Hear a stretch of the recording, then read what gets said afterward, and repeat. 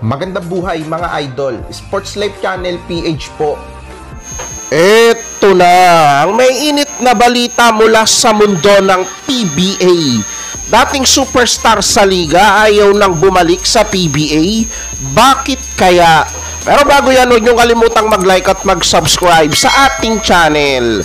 Sa napipintong pagbabalik action sa hardcourt ni Greg Slaughter dito nga sa Pilipinas para sa liga ng MPBL, marami sa mga fans ang agad na-excite.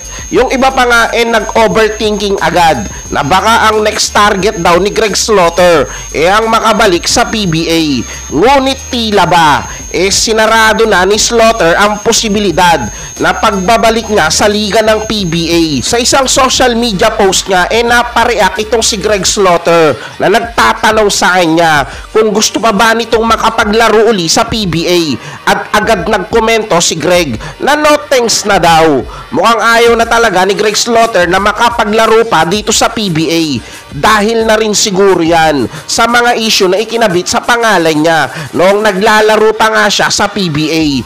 Mukhang masaya naman si Greg sa kanyang bagong koponan ngayon na Manila Star, na siguradong kapag naglaro na nga itong si Slaughter sa liga ng MPBL, tiyak na sobrang laking bagay nun.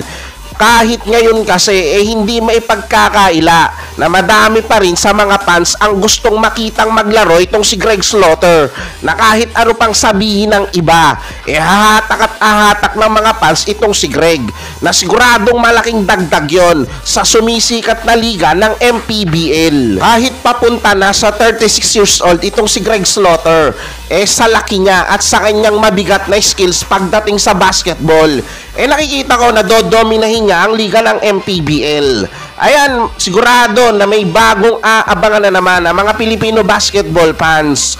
O kayo mga bossing ko, na-excite ba kayo sa balitang pagbabalik action sa hardcourt ni Greg Slaughter dito nga sa ating bansa? O i-comment nyo na yan sa ating comment section.